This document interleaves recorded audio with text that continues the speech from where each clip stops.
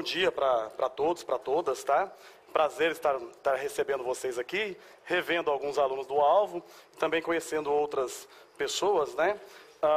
Deixa eu justificar o motivo desta aula, tá? Na realidade, o professor Diogo Lopes, ele é advogado e ele tem ido com frequência lá na academia, na Escola Superior da Polícia Civil, também no SESEP, ele tem ido com frequência, né, justamente para levar algumas demandas judiciais em relação a alguns candidatos que acabaram ingressando nesse curso de formação também, né, que estão sob júdice.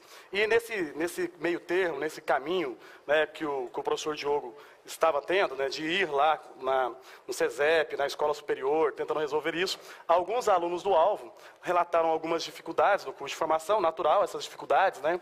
É um curso de formação bastante intenso, né? Embora não seja aquele curso, vamos dizer assim, com relação física, né? Não tem exercícios físicos, cansativos e tudo mais, mas ele é bastante intenso, vocês passam o dia todo estudando, né? E acaba que isso prejudica de alguma forma também, justamente pelo curso ser tão intenso, em tão curto tempo, né? Acaba prejudicando o rendimento, não só de vocês, como também dos professores. Então, relatando essas dificuldades, a gente acabou, então, decidindo em realizar este aulão.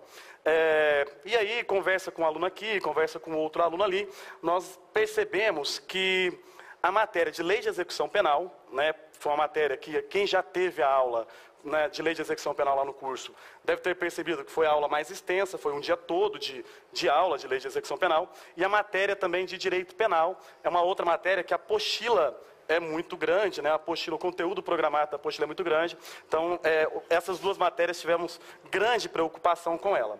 Então, olha, na parte da manhã agora, eu vou trabalhar com vocês lei de execução penal.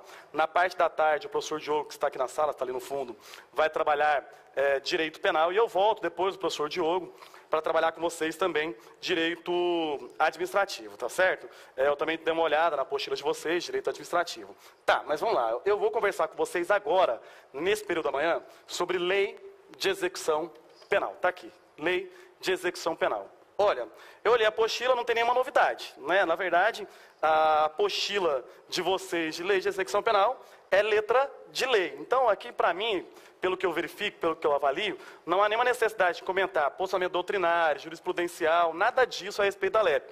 Até alguns momentos, eu vou explicar uma coisa para vocês, assim, a LEP diz isso, e eu vou simplesmente não fazer nenhum outro comentário, mesmo sabendo que a doutrina, a jurisprudência, em determinados assuntos, tem interpretações diferentes ali do que está no texto da LEP. Então, eu vou conversar com vocês única e exclusivamente a letra da lei.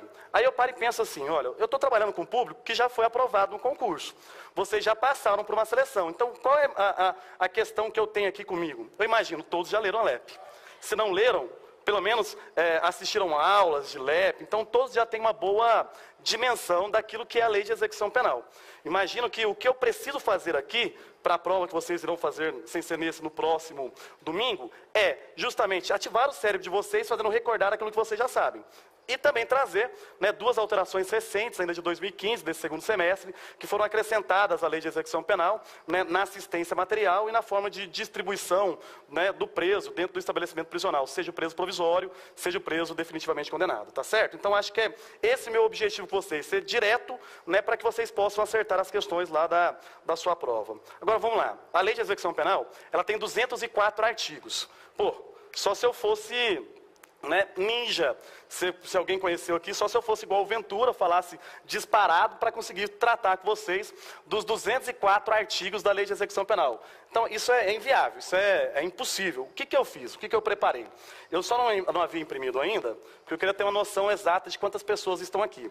Eu fiz um resumo da lei de execução penal, são 7 folhas, certo? 7 folhas de LEP, onde eu coloco aqui os principais pontos para vocês, tá? Não é a letra da lei, viu? Já deixa bem claro, eu escrevi até mesmo com as minhas palavras, foi mais direto e mais objetivo. Aquelas informações que são importantes lá na sua prova. Porque qual é a minha preocupação, qual é a preocupação do alvo preparatórios, né?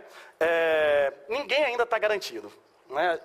Ninguém ainda está garantido, nem o primeiro, nem o último colocado. Ninguém está garantido. Por quê? Porque esse curso de formação interfere diretamente na classificação do concurso.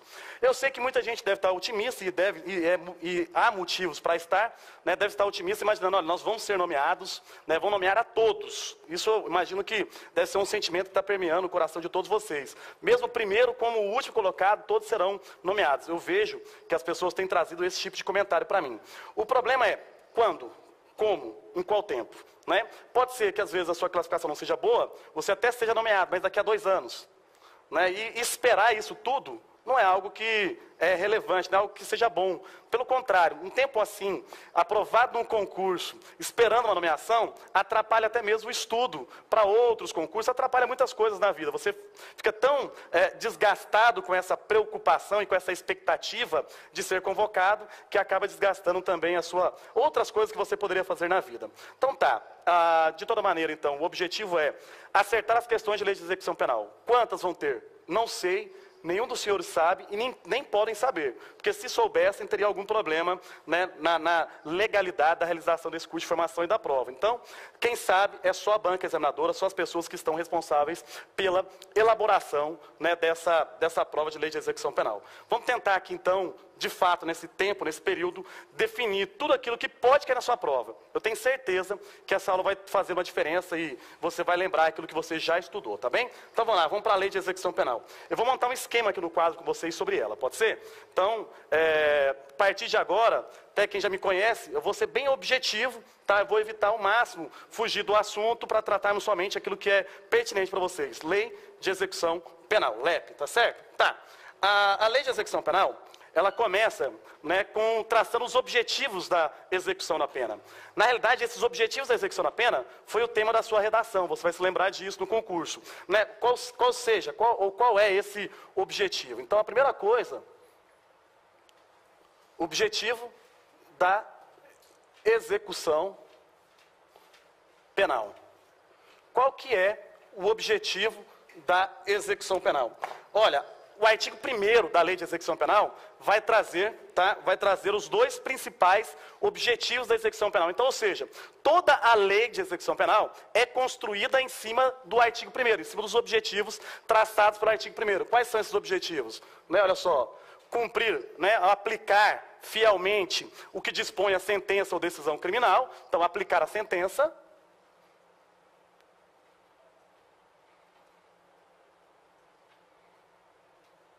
Tá? Aplicar a sentença ou decisão criminal, mas não só aplicar a sentença ou decisão criminal, como também proporcionar uma condição de harmonia, ou de harmônica, né, reintegração social do condenado e do internado. Então, olha só, reintegração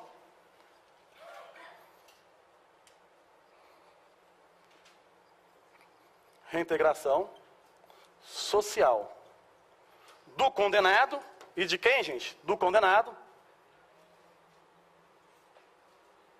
e do internado. Só que é importante você ter em mente que a própria LEP vai dizer, olha, aplica-se essa lei, né, aplica-se essa lei a quem? Ao provisório, então ao preso provisório, aplica a lei de execução penal ao preso provisório, mas não só ao preso provisório, mas quem também? Ao preso, né, por crime pela justiça eleitoral ou militar, quando eles estiverem, o quê? Em estabelecimento ordinário, em estabelecimento comum. Então, o preso militar, o preso também em razão, né, da justiça eleitoral, também se submete às disposições da lei de execução penal, tá certo? Então, não é só o condenado e o internado, aplica-se a disposição da lei ao provisório e também aquele, né, da justiça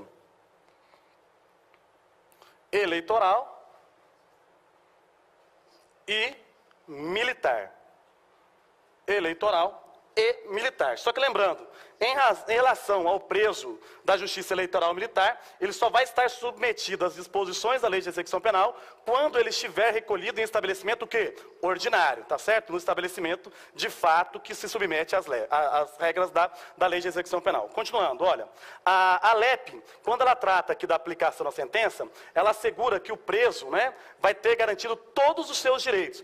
Todos os direitos do preso, né, do condenado, do internado, do provisório, do preso eleitoral militar, todos os direitos devem ser garantidos, ressalvados aqueles que são o quê? Atacados, né? Atingidos pela sentença criminal, como, por exemplo, o direito de liberdade. Né? O direito de liberdade ele não é mantido, afinal de contas, o indivíduo ele está submetido, né, ao regime de prisão, tá? Então, com a sua liberdade de locomoção privada ou restrita, tá certo? Então, todos os direitos vão ser garantidos ao condenado, né, direitos. Todos, não atacados, não atingidos pela sentença.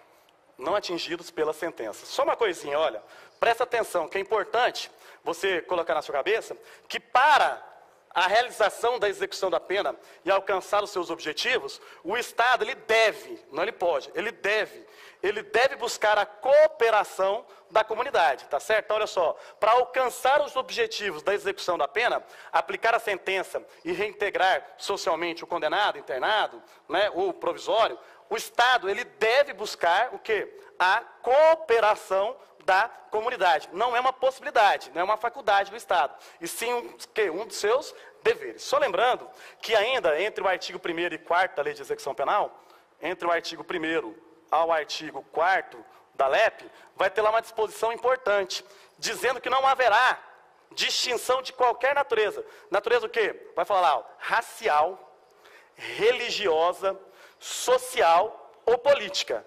Né? Então, vai lá, não existe distinção, não pode existir quais modalidades de distinção? Racial, religiosa, social ou política. Certo? Ou política. É engraçado falar, porque vocês sabem, já devem ter percebido isso no curso de formação, que muitas vezes, infelizmente, essa realidade não se apresenta. Sobretudo a distinção social. O preso de classe social melhor tem um tratamento, às vezes, muitas vezes, diferenciado dentro do sistema prisional. Não deveria existir, né? Tá, só que é o seguinte, você olha aqui, você percebe que não fala da distinção em razão de sexo ou de idade. Então, olha só, é proibido, é vedado, distinção o quê? Racial, religiosa, social ou política. Mas não trata aqui, na Lei de Execução Penal, né, de forma expressa, a proibição da distinção o quê? Sexual ou religiosa. Por que não trata? Porque é possível, olha, sexual, em razão de sexo, né? Presídios para mulher. Presídios para o quê? Mulheres.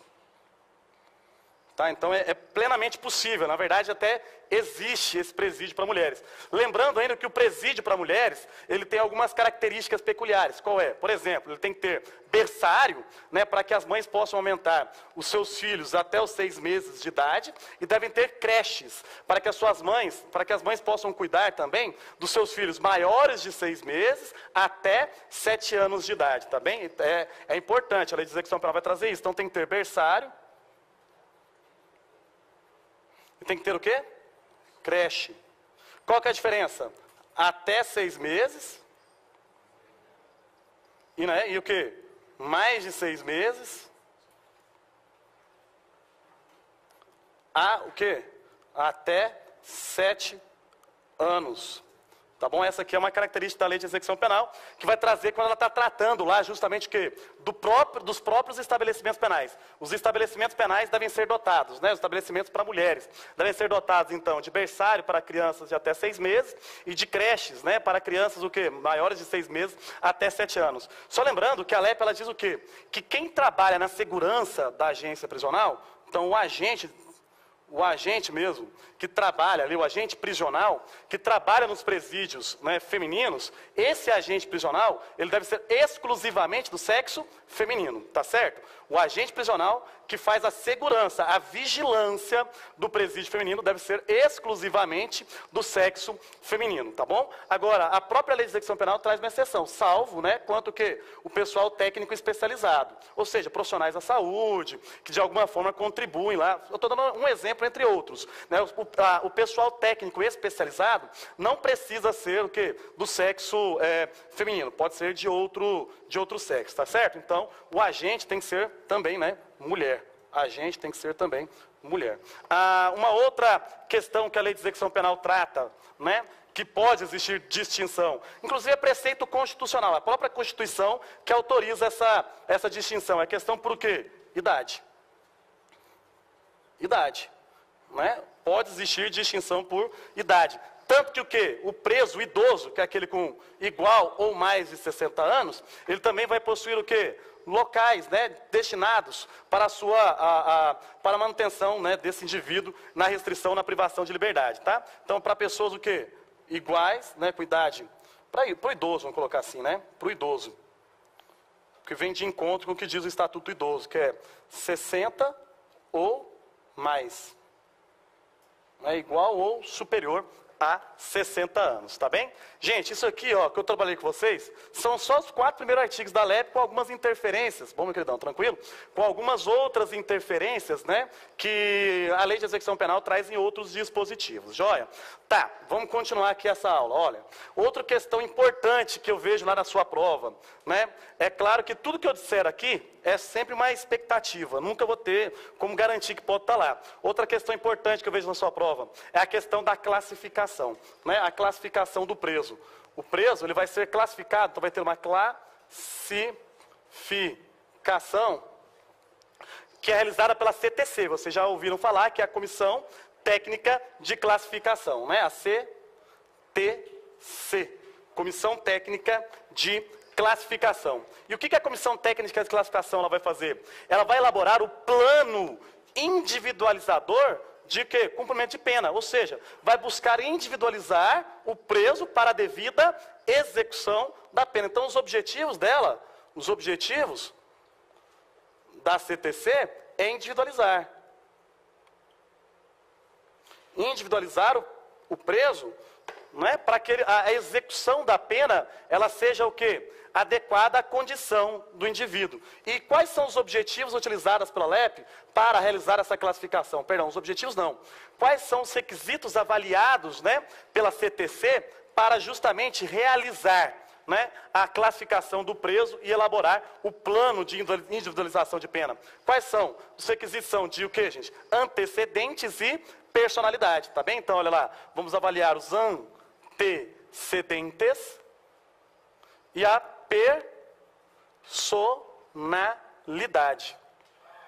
Vamos avaliar os antecedentes e vamos avaliar também o que? A personalidade. Tá. Só voltando. O que você precisa saber mais quanto à CTC? A Comissão Técnica de Classificação vai individualizar o preso, então. Buscar, elaborar o plano de individualização. Segundo critérios de antecedentes e de personalidade. Só que essa CTC, ela tem uma composição, né? E essa composição, ela depende se é pena privativa de liberdade ou se é outra modalidade de pena. Nas penas privativas de liberdade, qual é a composição da Comissão Técnica de Classificação? Então, olha lá, na pena privativa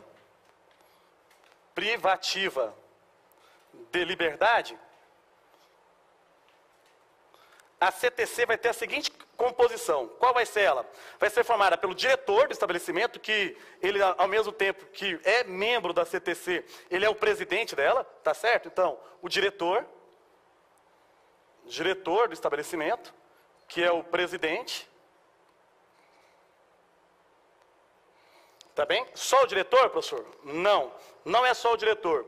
Além do diretor, também vai compor a Comissão Técnica de Classificação 2 chefes de serviço, tá bem? 2 chefes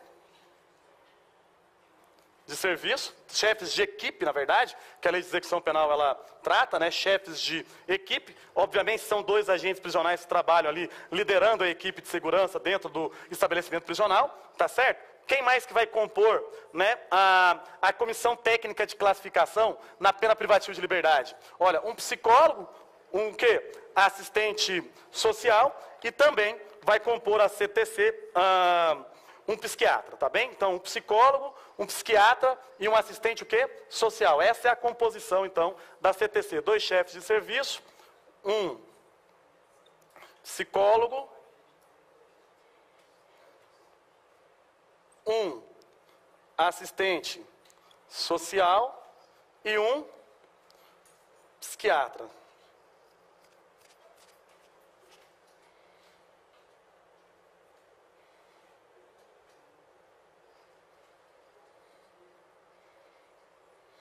Tá, vamos lá. Só que olha só, essa é a composição da CTC na pena privativa de liberdade. Porque existe a comissão técnica de classificação nos demais casos. Quais serão os demais casos? Nas penas restritivas de direito, penas pecuniárias, todas aquelas que não sejam o quê? Privativas de liberdade. Então, nos demais casos, qual que é a composição da CTC? Demais casos. Né? Qual que é a composição da CTC? Ela vai ser composta, nos demais casos, tá, gente, pelos fiscais do serviço social. Tá bem? Então, são os fiscais do serviço social.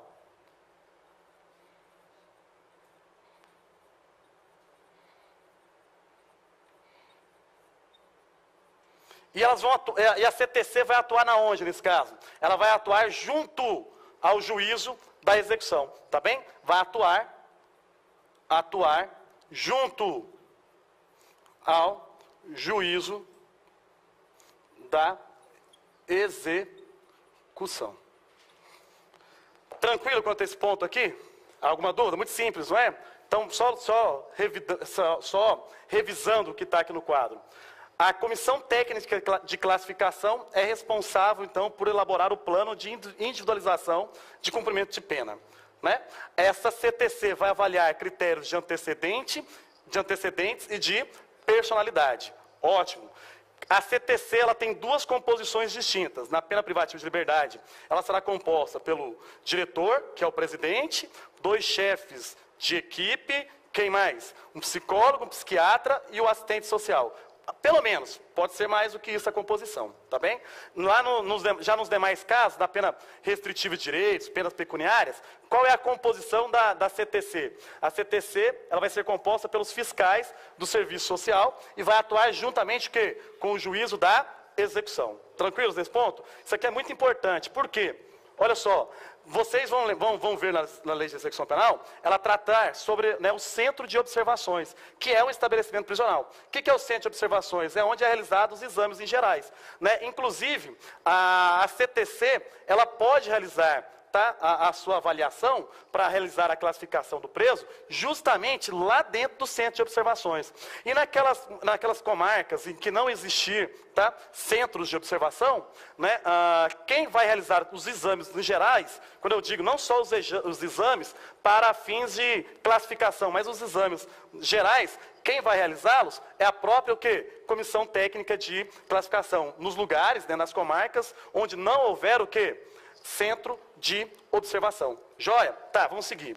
Outra questão importante na lei de execução penal, né? Outra questão, sim, é importante, ela é relativamente recente também, de poucos anos para cá, é justamente a realização da avaliação do perfil genético, né? A realização da avaliação genética, ou traçar o perfil genético, né? Então, olha lá, perfil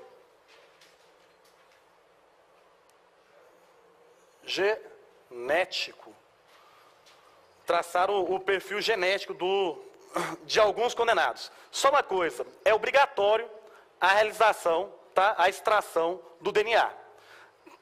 Como aqui não há necessidade, só grave na sua cabeça, a extração do DNA é obrigatória. Eu poderia entrar aqui em discussões doutrinárias a respeito desse assunto, mas não há necessidade. A lei de execução penal vai dizer no artigo 9º que traçar o perfil genético, a realização do perfil genético, extrair o DNA, é obrigatório. É claro que essa obrigação não é do preso se submeter a ela, mas sim dos membros da execução da pena, né? Ou seja, de todos aqueles que atuam na execução da pena, de proporcionar essa extração do DNA. Inclusive, tem tido avanços significativos aí no Brasil nessa extração do DNA. Alguns crimes já vêm sendo desvendados justamente por conta desse banco, né, de dados, desse banco de perfil genético aí, tá certo?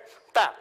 Primeiro, a extração do DNA tem que ser por método adequado e indolor. Primeira coisa, primeira exigência da lei de execução penal. Tem que se utilizar de um método adequado e indolor. Beleza. Agora, qual é a parte que eu vejo aqui mais importante quando fala de traçar o perfil genético? O que eu considero relevante?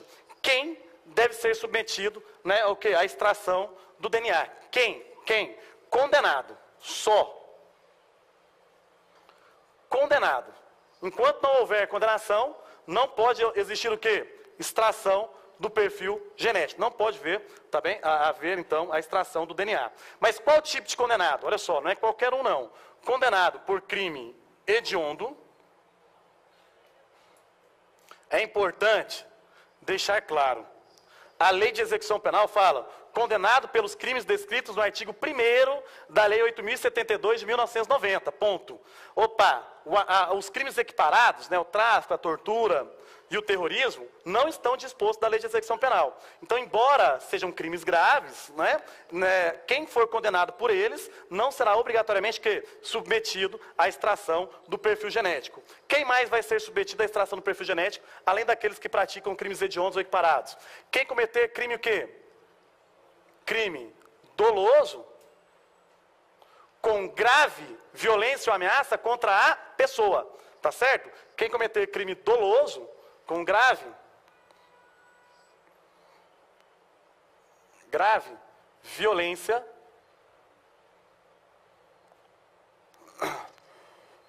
contra a pessoa. Grave violência contra a pessoa. Vamos imaginar aqui, por exemplo, o roubo qualificado pela lesão corporal, por exemplo, né, que houver lesão corporal de natureza grave na vítima, não é crime hediondo, a não ser o latrocínio. Né? O latrocínio ele é crime hediondo. Né? Aí, o mesmo dispositivo que trata o latrocínio, trata do roubo qualificado pela lesão corporal de natureza grave ou gravíssima.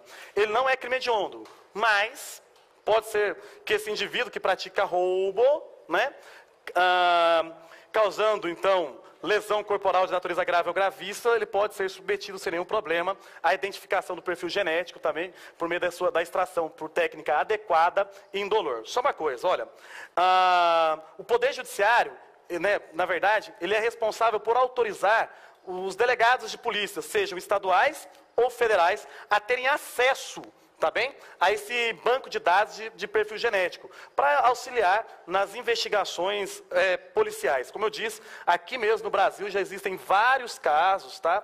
Depois da implementação desse banco de dados de perfil genético, vários casos de solução de crimes em razão de que o indivíduo que praticou o crime deixou o DNA na cena do crime e ele já tinha, né, a identificação no perfil genético, tá certo? Vamos lá, vamos continuar.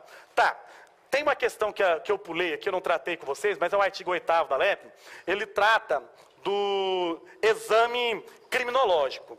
O seguinte, eu não vou também entrar na questão jurisprudencial a respeito do assunto, que o STJ tem decisão a respeito do exame criminológico. Então, não é pertinente, concordam comigo? Pertinente é eu tratar Lei de Execução Penal. O que a Lei de Execução Penal fala sobre o exame criminológico? É obrigatório para o preso do regime fechado, e facultativo para o preso do regime semiaberto. Só pensa assim, tá bem? Olha só, o preso do regime fechado será obrigatoriamente submetido ao exame criminológico. O preso do regime semiaberto, né, ele não será, ele poderá ser submetido ao exame criminológico. A jurisprudência vai dizer até o contrário, né, que em todos os casos sempre vai ser facultativo, mas é o que dispõe a Lei de Execução Penal. Tá, depois disso, a gente está início ali na Lei de Execução Penal, no artigo 10 e seguintes. 10 e diante. O que traz o artigo 10? Vou ser bem sincero para vocês. Olha, o professor que está elaborando essa prova, agora eu estou pensando como ele, pode ser? Você já parou para pensar nisso? O cara está dando aula para você, você já parou para pensar igual a pessoa que está falando com você? Eu trabalho na segurança pública há 12 anos, então, como profissional de segurança pública, eu consigo identificar alguns perfis dentro dela, certo? É claro que a agência prisional, dentro desses órgãos de segurança pública, tem suas características bem peculiares, né? São diferentes do órgão em que eu trabalho, mas, de toda maneira, né, a gente ainda tem uma boa dimensão de como funciona dentro do sistema prisional. Olha, e aí eu fico pensando, o que esse professor vai querer cobrar com vocês? Vamos avaliar aqui, vamos com lógica, né, com racionalidade nas coisas. Tem uma parte da Lei de Execução Penal que é uma parte judicial, que quem aplica ela é o juiz. É o juiz da execução. E na maioria dos casos, o agente prisional, quando ele sabe, é porque ele é dedicado. É porque ele se aprofunda no estudo, ele quer de fato mesmo prestar um bom serviço, ou então porque ele está estudando para concurso. E aí ele está estudando uma loucura. Pelo concurso para promotor, juiz, vai cair esse tipo de questões, esse tipo de assunto. Então tem uma parte da lei de execução penal que ela é estritamente, fica à vontade, meu queridão. Tem uma que é estritamente judicial. Quais são elas? Os requisitos para a concessão do livramento condicional. Certo? É uma questão extremamente judicial. A questão da remissão, né? A questão da progressão de regime, a questão também da vigilância eletrônica, ou monitoração eletrônica, uma parte judicial. Eu não posso desconsiderar todas elas. Por que eu não posso considerar todas elas? Porque tem alguns pontos em que o agente prisional ele precisa conhecer, mesmo sendo um procedimento judicial, porque ele vai auxiliar o Poder Judiciário justamente na concessão desses benefícios, ou até mesmo da regressão, que não é propriamente um benefício, certo? A prisão domiciliar, entre outros. Isso é importante? Sim, porque toda LEP está lá na sua prova, na avaliação do seu curso de formação. Mas agora, com toda franqueza, sinceridade, isso aqui é uma coisa que permeia meu coração, é algo absolutamente subjetivo, é pessoal. Eu espero que eu esteja certo do que eu estou dizendo. A gente não acerta sempre, muitas vezes até erra. Mas eu imagino que o que vai estar na sua prova é do artigo 1º ao artigo 104. É o que eu acho com mais razão de estar sendo cobrado na sua prova. Eu não estou desprezando o restante. Por favor, pelo amor de Deus, inclusive eu vou trabalhar tudo com vocês, tá certo?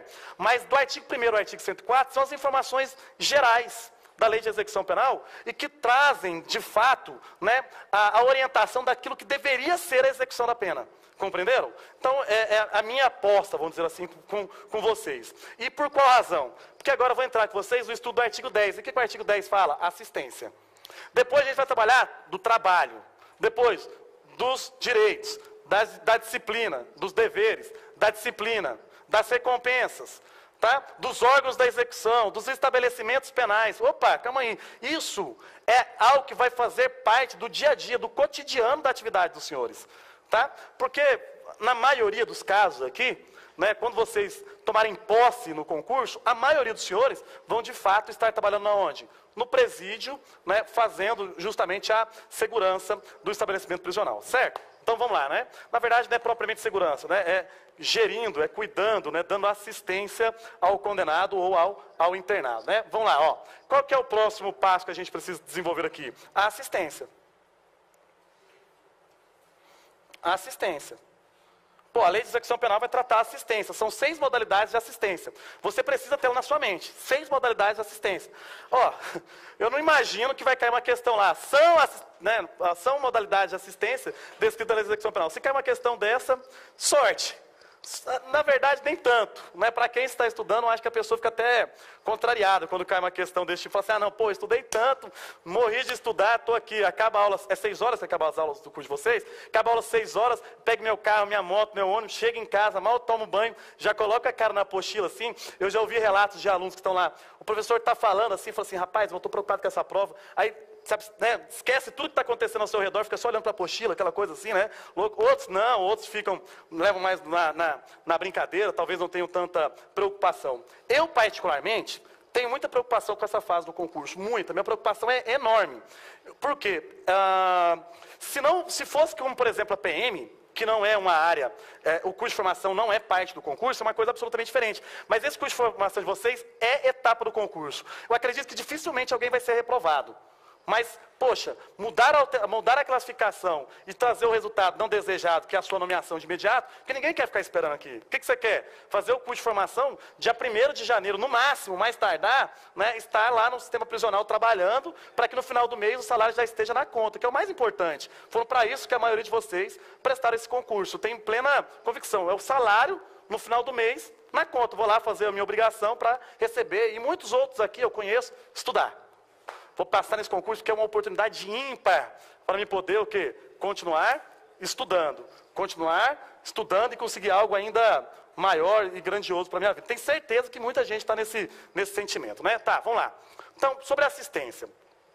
A quem é conferida a assistência? A lei de execução penal vai falar, confere-se assistência a quem? Ao condenado. E o quê? Internado. Só que não só o condenado, como também quem? O provisório. certo? O provisório. Só que tem uma observaçãozinha lá no artigo 10, que é o quê? Aplica-se também a assistência ao egresso, tá bem? Então não é só condenado, internado e provisório, mas também quem, gente? O egresso. Aí o que você precisa saber? O que é egresso? O que é egresso? Egresso é aquele, né, definitivamente liberado pelo período de 1 ano após a saída do estabelecimento, certo? Então essa é a primeira hipótese de egresso, aquele que já cumpriu a sua pena, foi definitivamente liberado pelo período de 1 ano, contado a partir do momento em que ele sai do estabelecimento, certo? E aquele que consegue também o quê? O livramento condicional, durante o período de prova. O período de prova é o restante da pena que ele tem a cumprir nos termos do artigo 83, do Código Penal, porque o Código Penal, também a Lei de Execução Penal também traz algumas regras sobre o livramento condicional, mas as regras principais sobre ele, sobre o livramento condicional, estão todos no Código Penal brasileiro. Então, o que é egresso? Você vai saber. Egresso é aquele definitivamente liberado, né, no prazo de 1 ano, o definitivamente liberado.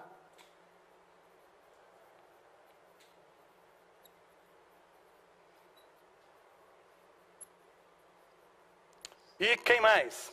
Durante o período de prova,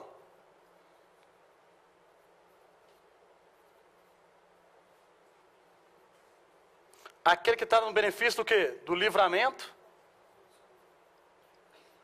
condicional. Gente, só uma coisa. São 6 modalidades de assistência, você já sabe quais são elas, não é? Assistência material, assistência à saúde, assistência social, assistência educacional, assistência jurídica e assistência religiosa. São essas 6 modalidades de assistência que a Lei de Execução Penal trata. Só que qual que é o problema? Presta atenção, muita gente confunde. O egresso, ele só tem 2 assistências. A assistência do egresso está no artigo 24 da LEP. Qual que é a assistência conferida do egresso? Só social e material. Orientação e apoio para o retorno à vida em liberdade, certo? Então, quais são as assistências conferidas ao egresso? Orientação e apoio para o retorno ao convívio em liberdade. E o que mais? Olha só, aqui vai dizer lá na Lei de Execução Penal, alimentação e alojamento, se necessários, pelo período quê? De 2 meses. Pelo período de 2 meses. Então, olha só, a alimentação e alojamento, se houver necessidade, pelo período de 2 meses. Só lembrando que esse período de 2 meses pode ser prorrogado, tá bem? Desde que a assistente social, ela, de forma motivada e também justifique por escrito, né, decisão motivada por escrito, justifique o quê? O empenho na obtenção de emprego. Existe empenho por parte do egresso, né, na obtenção de emprego. Então, só uma coisa. Aquelas 6 modalidades de assistência, não são todas elas conferidas ao egresso. Somente são conferidas ao egresso, mais uma vez, orientação e apoio para o retorno à liberdade. E o que mais? Alimentação e alojamento pelo período de 2 meses, podendo ser prorrogado também esse período de 2 meses, né, desde que a assistente social, ela, o quê? Comprove, circunstanciado, né, ou seja, comprove por escrito, né, que o egresso ele tem justamente, né, esforço na obtenção de emprego, tá certo? De trabalho. Tá, agora vamos trabalhar a assistência propriamente dita. E aqui tem um fator importante, porque tem 2 leis que alteraram a Lei de Execução Penal, né, nesse segundo semestre de 2015. E uma dessas leis é de setembro, dia 9 de setembro, salvo engano, ela trouxe uma alteração na assistência material, certo? Então, tem 2 leis que trouxeram alterações recentes à Lei de Execução Penal. Uma delas eu tenho certeza, assim, no meu coração, que vai ser cobrada da sua prova. Vou falar porque é uma pergunta que eu ouço, né, sempre quando eu estou trabalhando a Lei de Execução Penal. As pessoas, como que separa os presos? Como que separa os presos? Antigamente era só assim, preso provisório de condenado, primário de reincidente. Era sempre assim. Agora já não é mais assim. A Lei de Execução Penal, ela traz critérios, tá? Critérios de divisão, critérios objetivos agora. E está no artigo 84, nos seus parágrafos. Depois você pode dar uma olhada lá. Também foi uma alteração de, não lembro se foi agosto ou outubro, também foi no mês de agosto ou outubro. Ou seja, são assuntos novos que eu, né, imagino, se eu fosse o professor, tenho ciência e conhecimento que certamente o professor de vocês tem sobre essa alteração, eu teria colocado isso na prova, né? Então é uma coisa que eu peço para vocês aí, atenção lá na sua prova. Tá, quais são as modalidades de assistência? Vamos primeiro. Primeiro, assistência o quê? Material. Assistência material. Deixa eu só tomar uma água aqui, pessoal. Tá tranquilo desse ritmo aqui? Tá beleza? Tá dando para entender?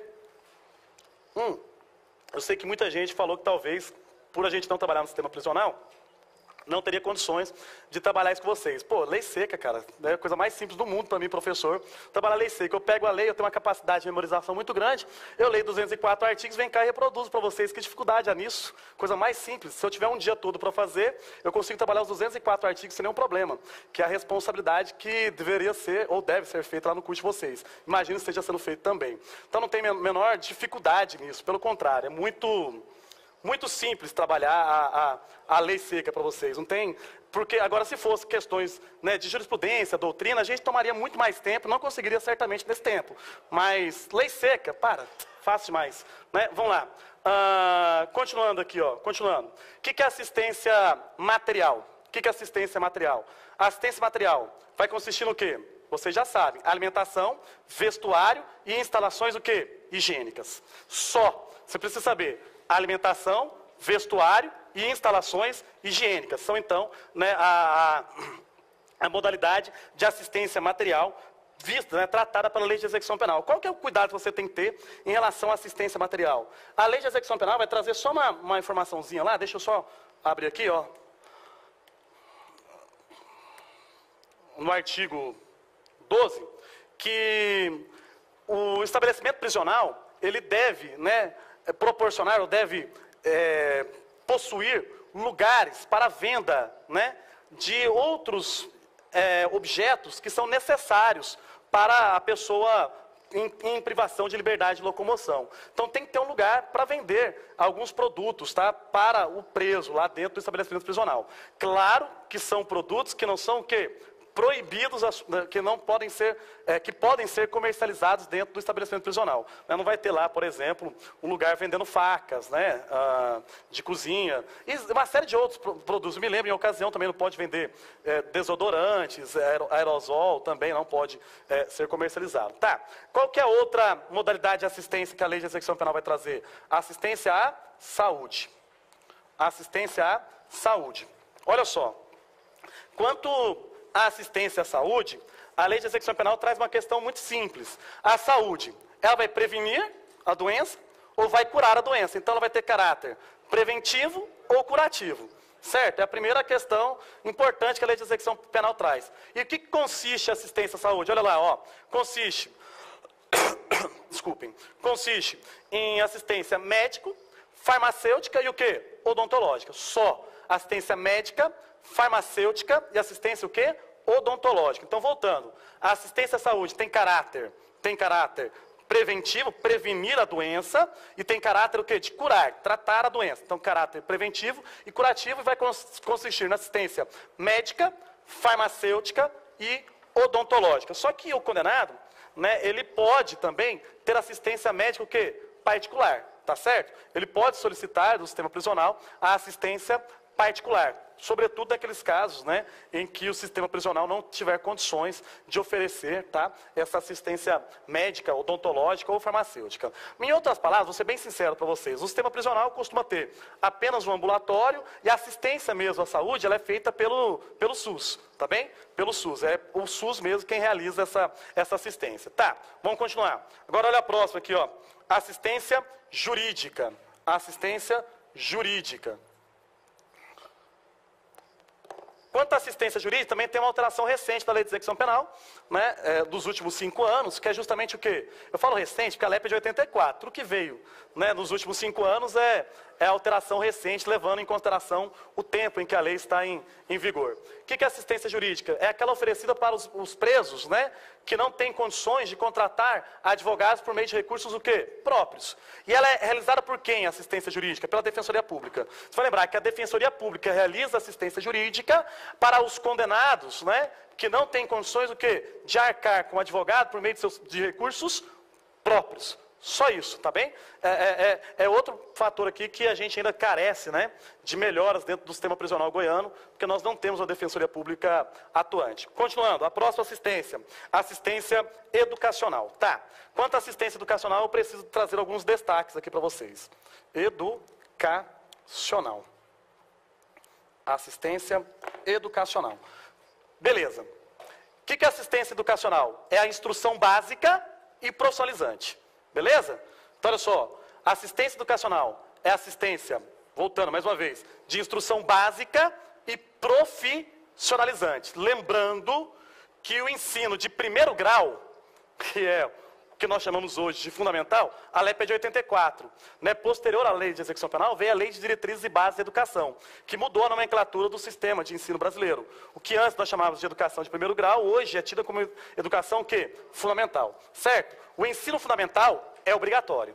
Tá certo? Então, instrução básica, qual que é essa instrução básica? Seria propriamente o ensino fundamental. E instrução profissionalizante, justamente, né, para que o preso, ele quando consiga, né, a sua liberdade, ele tenha condições de se ajeitar dentro do mercado de trabalho. Tá, eu preciso com a lei trazer algumas informações importantes aqui quanto à assistência educacional, em razão das alterações trazidas recentemente, tá, na Lei de Execução Penal, justamente quanto a essa assistência. Deixa eu vir aqui no computador, trabalhando com vocês. Olha só, o que você precisa aí levar para a sua prova. Primeiro, olha o que a lei diz. Ó, ela acrescentou o artigo 18A, é a Lei 13.163 de 2015. Acrescentou o artigo 18A e também o artigo 21A, tá bem? O que vai dizer? Olha, o ensino médio, regular ou supletivo, com formação geral ou educação profissional de nível médio, será implantado nos presídios em obediência ao preceito constitucional de sua universalização. Então, olha só, o que diz aqui? Ó, o ensino médio regular ou supletivo. Porque o que a Lei de Execução Penal trazia? Que o ensino de primeiro grau é obrigatório.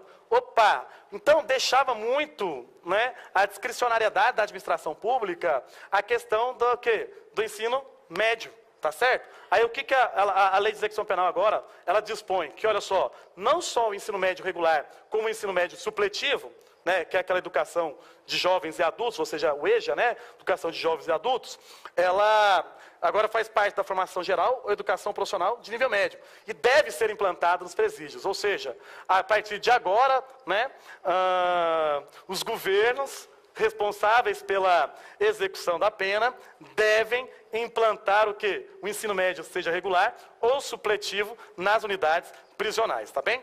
E, obviamente, a obediência, né, à previsão constitucional de universalização, né, do ensino, tá certo? Compreenderam esse ponto?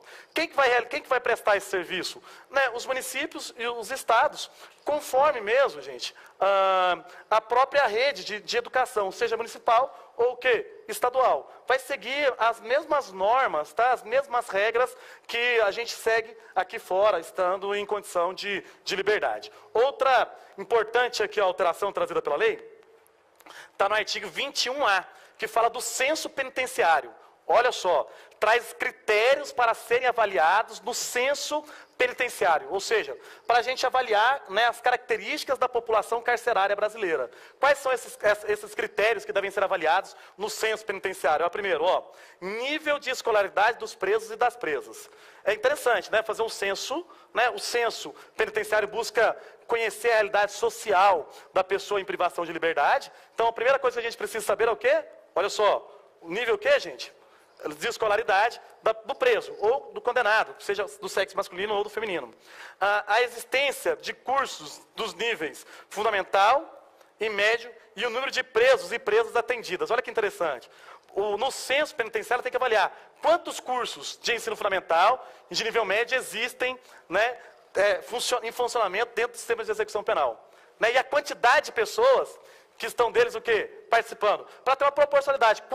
Qual é o percentual de pessoas presas que estão o quê? Estudando, tá certo? Então é justamente isso, outro fator que vai ser avaliado. Olha aqui, próximo. A implementação de cursos profissionais em nível de iniciação ou aperfeiçoamento técnico. E o número de pessoas presos e presas atendidos. Então, por quê? Você se lembra que a assistência educacional ela vai ser instrução básica ou profissionalizante. E a instrução profissionalizante vai ser em nível de iniciação, eu não sei nada, vou aprender a fazer algo, né? Ou de aperfeiçoamento, eu já sei alguma coisa, vou aperfeiçoar aquela técnica que eu já tenho algum conhecimento. Então, a instrução profissionalizante, o ensino profissionalizante, ele deve ser de iniciação ou o quê? De aperfeiçoamento. E também, mais uma vez, o censo penitenciário deve conter, né, o quê? O número de cursos profissionalizantes de iniciação e de aperfeiçoamento e o número de pessoas, presos e presas, que se submetem a esses cursos, para verificar, mais uma vez, a quantidade de pessoas em privação de liberdade que estão realizando esses cursos, tá? Continuando, olha, continuando aqui, ó, depois. A existência de bibliotecas e as condições de seu acervo. Então, olha só, no censo penitenciário, porque a lei de execução penal, aqui dentro da assistência educacional, ela exige o quê? Na verdade, não é uma exigência, é uma orientação da lei de execução penal. Que os estabelecimentos penais sejam dotados o quê? De bibliotecas, tá certo? E no censo penitenciário, vamos verificar o quê? Justamente a quantidade de bibliotecas e o que? A condição ou as condições que encontram os livros, o acervo, né, bibliotecário. Joia? E, por último aqui, menos importante, mas ainda merece nosso destaque, né? Outros dados relevantes para o aprimoramento educacional de presos e presas. Então, não é somente esses itens, mas outros dados relevantes também podem ser avaliados no censo penitenciário. Vão avaliar aqui comigo? Olha para mim. Olha para o tio. Está calor no fundo? Não? Tá beleza? Olha aqui para mim. Olha para o tio. Seguinte, na sua prova, censo penitenciário não era obrigatório. É obrigatório agora, recente, segundo semestre de 2015. E quais são as características do censo penitenciário? Quais são as características do censo penitenciário? Coloca isso na sua cabeça. A alteração recente, não é possível que o professor de vocês não está atento para cobrar ela na prova. Eu imagino que pode pegar alguém, né, desprevenido. O cara que fala assim, já estudei muito leve, vou ignorar. E não leu de novo, não tem conhecimento dessas alterações, ele pode ser pego desprevenido. Quais são os requisitos que são avaliados no censo penitenciário? Quais são? Grau de escolaridade. Certo? Grau de escolaridade das pessoas presas. Depois, o quê? Número de cursos. Cursos do quê, gente? De instrução básica e médio, fundamental e médio. E o número de pessoas presas e presas que fazem esse curso. Número de cursos o quê, gente? Profissionalizantes, né? Seja de iniciação ou aperfeiçoamento. E também o número de pessoas que participam, o quê? Desses cursos. Quantidade de bibliotecas e a qualidade do quê? A condição do seu acervo. Beleza? Dá para acertar isso lá na prova? Tranquilo? Não pode errar isso não. É uma coisa bem simples e eu imagino que vai estar lá. Eu até me lembro, cara, eu tenho uma frustração muito grande com essa lei de execução penal. Por que eu tenho uma frustração grande? Com os alunos aqui do Alvo, na época do preparatório para o concurso da agência prisional, nós paramos o carnaval. Manhã, tarde e noite. Durante todo o carnaval, tendo aula, a gente alocou um auditório, reunimos todas as turmas no auditório, manhã, tarde e noite. 200 pessoas, né, durante o carnaval todo, LEP,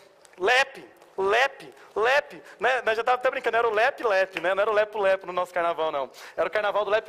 E aí vai para a prova, não caiu nada. Pelo menos uma coisa me deixou satisfeito na época, no momento. Qual foi? A redação. Porque eu havia trabalhado exaustivamente os artigos 1º da Lei de Execução Penal. Eu cheguei até em sala de aula, não escrever com os alunos, mas cheguei a comentar como produzir uma redação justamente aqui nos objetivos da execução penal. Dei sorte, né, acertei o tema da redação. É sorte, literalmente sorte. Tá? Não tem isso não, é total sorte. Porque a gente vai falando aqui, ali, acolá, e acaba que em algum momento a gente acaba acertando. Tá? Vamos seguir então. Tranquilo quanto à assistência educacional? Assistência educacional, instrução básica, profissionalizante. A instrução básica, o ensino fundamental é obrigatório. Agora, também deve conter o quê? Ensino médio, seja regular ou supletivo, não é isso? Lembrando que também agora existe a realização do censo, né, penitenciário. Além disso, também temos a instrução profissionalizante, que será em nível de iniciação ou o quê, gente? Ou aperfeiçoamento. Vamos lá, próximo. Assistência social. Assistência social. É a assistência mais simples da Lei de Execução Penal, tá? Quando a LEP vai tratar da assistência social, ela só vai falar assim, ó, amparar e preparar o preso para o retorno à liberdade. Pronto. O que é assistência social? tudo que é realizado pelo serviço social e que busca o quê? Amparar o preso e prepará-lo para o retorno à liberdade.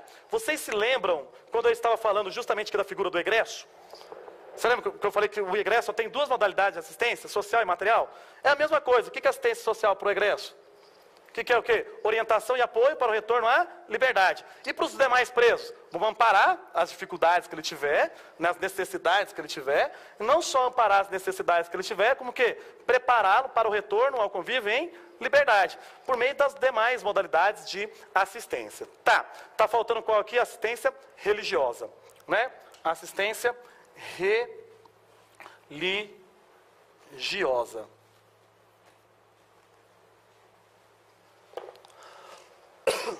Quanto à assistência religiosa, o que a gente precisa gravar aqui na prova?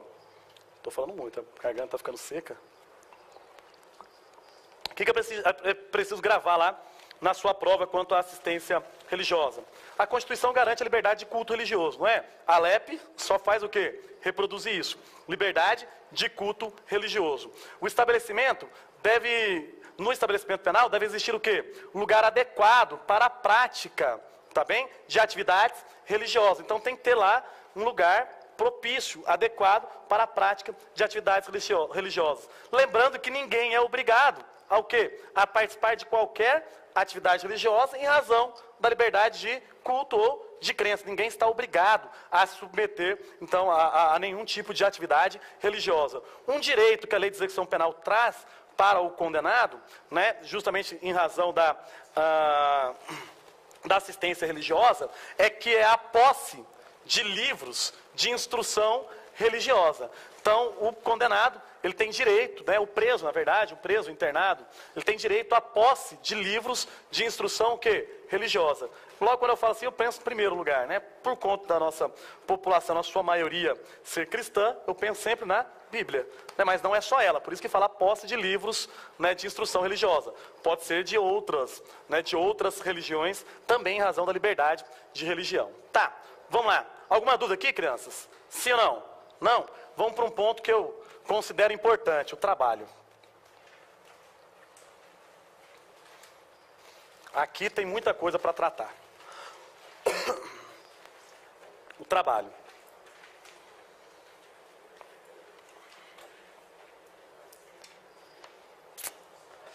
Vamos lá. Primeiro, o trabalho ele tem uma finalidade. Ele serve como condição de dignidade humana. Eu acho bonito demais. Quando a LEP fala assim, ó, o trabalho como condição de dignidade humana, ou seja, o trabalho dignifica o homem. Foi isso que a LEP diz. Não é uma expressão que a gente ouve no cotidiano. O trabalho dignifica o homem. Ele é um dever social. Por mais que alguém tente tirar isso da sua cabeça, se é dever social, é um dever do condenado. Tanto que a própria lei de execução penal, ela traz, em dispositivos posteriores, o quê? O trabalho como dever. Não vou entrar aqui na questão, que certamente você pode ter ouvido de alguém, trabalho não é obrigação, né, tudo mais. Não vou entrar nesse mérito. A lei de execução penal trata o trabalho, olha só, características do trabalho. Finalidade educativa e produtiva, é óbvio. Finalidade educativa e produtiva. Certo? Vai ter a finalidade educativa produtiva. Ele é um dever social do condenado, porque olha só, quando a lei de execução penal, ela trata dos deveres do condenado, vai dizer assim, ó, são deveres do condenado. Vai trazer aqui, ó, executar o trabalho, as tarefas e as ordens recebidas. Ou seja, poxa, executar trabalho é um dever do condenado. E a própria lei de execução penal vai falar que é um dever o quê? Dever social, tá bem? Não é só um dever social, como é um dever descrito, né, lá no capítulo referente aos deveres da pessoa em privação de liberdade de locomoção, tá certo? Tá, continuando, olha só, outra questão em relação ao LEP, tem a questão da condição humana, né, que o trabalho dignifica o homem, só lembrando que o trabalho do preso, ele não está sujeito à CLT, não está sujeito à consolidação das leis trabalhistas, da CLT, tá bem? E ele nunca pode ser inferior a 3/4 do salário mínimo, tá bem? Não pode ser inferior? Não pode ser inferior a o quê? 3/4 do mínimo.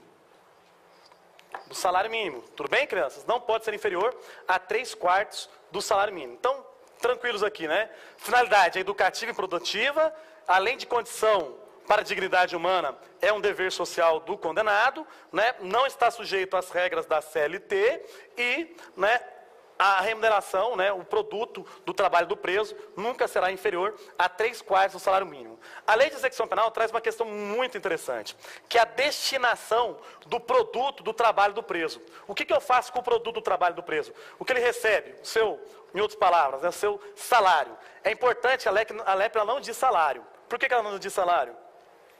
Porque não está sujeito à CLT. Essa expressão salário é uma expressão encontrada na onde? Na consolidação das leis trabalhistas. Ela fala, o produto do trabalho, é o resultado do trabalho do preso. Trabalhou, recebeu alguma coisa. Esse produto do trabalho do preso, ele tem uma destinação na lei de execução penal. Qual é essa destinação? Olha aqui, primeiro, ó, primeira destinação trazida para o produto do trabalho do preso pela lei de execução penal. Indenização dos danos causados pelo crime, assistência à família, pequenas despesas pessoais, ressarcimento ao Estado e o restante constitui o quê? O pecúlio. Então, olha só, mais uma vez, ó, indenização. Indenização, gente, pelo crime, tá certo? Então, vai indenizar quem? A vítima ou a sua família. Tá certo? Esse é o primeiro, então, a primeira destinação, tá, do produto do trabalho do preso. Depois, assistência.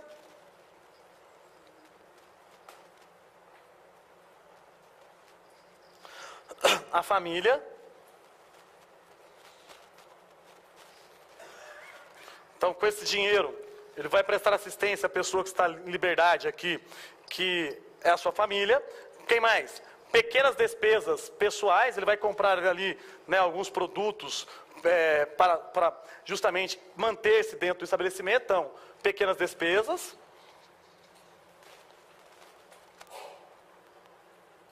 Despesas pessoais.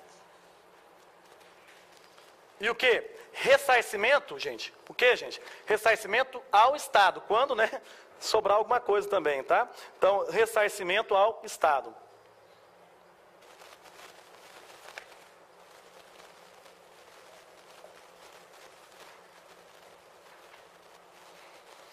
O restante, gente, o restante do produto do trabalho do preso, o restante vai constituir o quê? O pecúlio, que será depositado em caderneta de poupança e será sacado pelo condenado quando ele alcançar a sua o quê? Liberdade. Tá certo? Então, o restante do produto, né? O restante vai constituir o quê? O pecúlio. Tudo bem? Beleza. Ah, só uma questão importante aqui, ó. Produto do trabalho, né?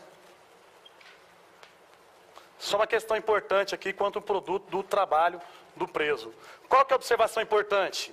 Serviços comunitários, tá bem?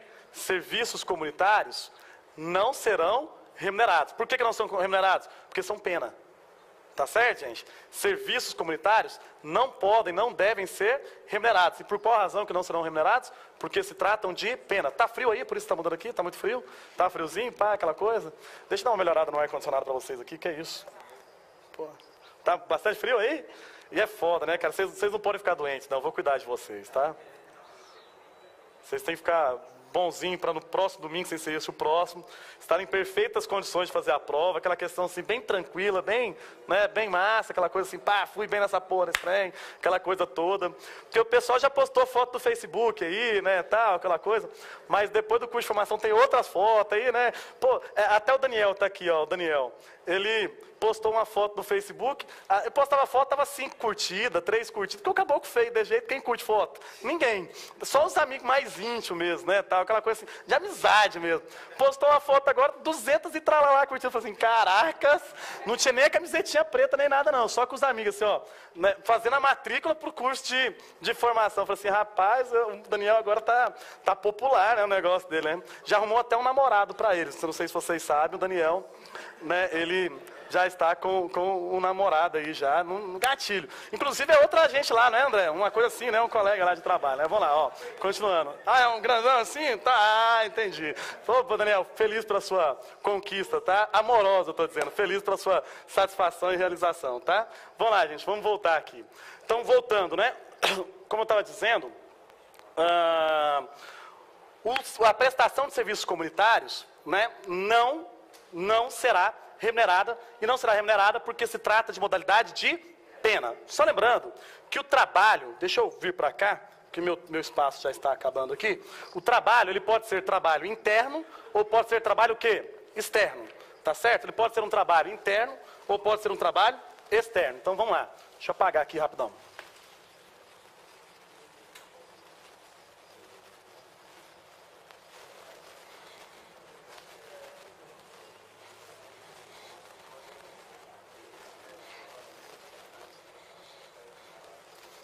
Deixa eu reconsiderar, tá, Daniel? Porque depois isso chega lá nos seus colegas, o pessoal pode pensar que tudo que eu estou falando é verdade. Quero dizer que nem tudo que eu falo é verdade, mas boa parte, né, que eu falo a respeito do Daniel é verdade. Esse negócio mesmo das curtidas no Facebook, eu fiquei muito feliz, muito satisfeito. É verdade mesmo, ele postou uma foto recentemente, aí bombou, né? Mas foi bem antes mesmo do início do curso de formação de vocês. Foi no ato de matrícula lá, no dia que ele foi fazer a matrícula, todo feliz, todo alegre por estar conquistando esse momento, que todos vocês estavam, né, muito felizes, né, no dia, não só da matrícula, no dia mesmo, né, nesse curso todo intenso ainda há muita felicidade. Voltando, ó, o trabalho,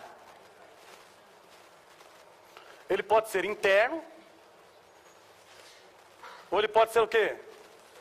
Isso, trabalho externo.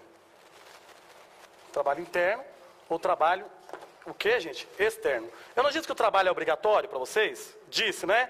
Só que o trabalho ele é obrigatório, exceto para presos provisórios e presos políticos, tá bem? Eu esqueci de fazer essa observação. Embora o trabalho seja obrigatório, porque é um dever social, ele é obrigatório, mas ele é facultativo. Nos termos da lei de execução penal, ao preso provisório, e o artigo 200, lá no final da LEP, vai dizer também que ele é facultativo ao preso o quê? Político, tá bem? Então, só essa observação aí. Joia, tranquilo, né? Posso seguir.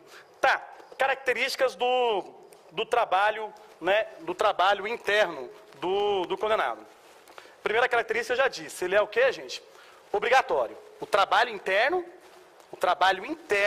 é obrigatório, exceto, então vamos colocar aqui, obrigatório.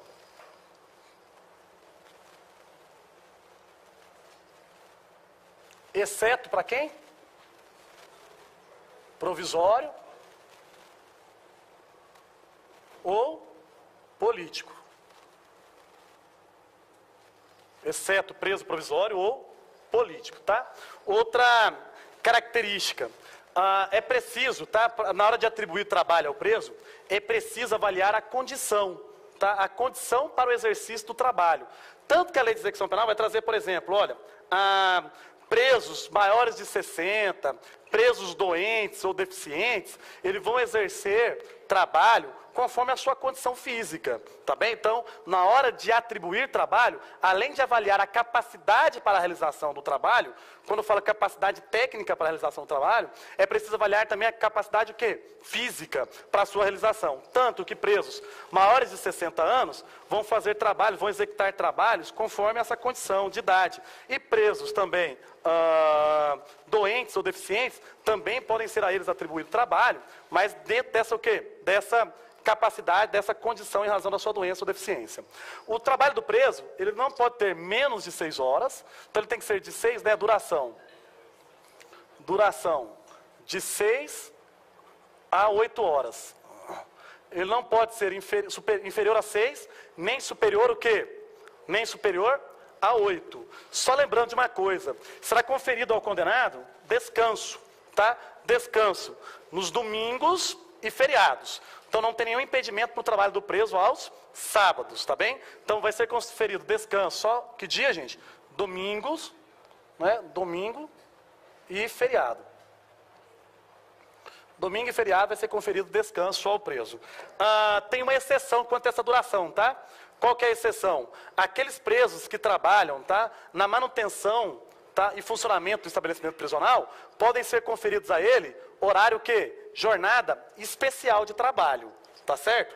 Vocês vão trabalhar no sistema de execução penal, vocês vão ver que, inclusive, dá muita briga por parte de condenados para que eles possam trabalhar aí na questão de manutenção das instalações. Por quê? Porque assim ele consegue trabalhar mais. E se ele trabalhar mais, ele tem um benefício. Qual é o benefício? Da remissão. Tá certo? Quanto mais está preso, quanto mais ele trabalhar, mais ele vai o quê? Remir da sua pena. Então, tem preso que não se preocupa com esse negócio de domingo e feriado, não. Ele quer trabalhar muito, né? Porque ele quer sair com agilidade lá, tá? Do sistema prisional. Então, só lembrando que tem uma exceção. Tem uma exceção. E qual é a exceção? Quem é a exceção? Que pode trabalhar horário distinto desse aqui? Quem é a exceção? Quem trabalha na manutenção, tá? Na manutenção do estabelecimento prisional, tá certo? Esse preso, então, ele vai ter a atribuição de horário especial. Tá bom? O preso trabalha na manutenção. Continuando. Agora as características que eu preciso trabalhar com vocês aqui, as características, né, são as características do trabalho externo. Gente, a LEP, quando vai falar do trabalho externo, ela diz assim, ó, o preso no regime fechado. Por que ele fala do preso no regime fechado? Porque no semiaberto ou aberto, é comum o trabalho o quê? Externo, certo? O preso no regime fechado terá direito a trabalho o quê? Externo. Então, preso no regime fechado. Regime fechado. Desde que ele tenha cumprido mais o quê? De 1/6 da pena.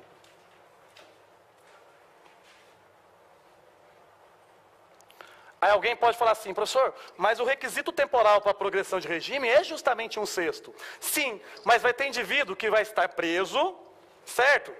Vai ter cumprido 1/6 e não vai conseguir o benefício da progressão de regime. Seja pelo crime que ele praticou, por exemplo, hediondo equiparado, que a progressão não se dá em 1/6, seja porque ele não obteve bom comportamento carcerário atestado pela direção do estabelecimento prisional. Porque quais são os requisitos? Né? Porque tem o requisito, os requisitos objetivos traçados pela Lei de Execução Penal, lá no artigo 112, para fins de concessão de progressão de regime. Cumprimento de 1/6 da pena e o quê? Bom comportamento carcerário atestado pelo diretor do estabelecimento prisional. Às vezes o indivíduo, ele tem o requisito temporal, mas não tem o requisito que subjetivo aí, que é essa avaliação, né? Justamente esse atestado de bom comportamento carcerário expedido pelo diretor. Então ele não consegue a progressão de regime. E por não conseguir a progressão de regime, mantém-se no regime fechado, mas a ele pode ser atribuído o quê, gente? Trabalho externo. A ele pode ser atribuído trabalho externo. Voltando quanto à questão aqui do trabalho externo. Aonde que pode existir o trabalho externo? Em obras públicas.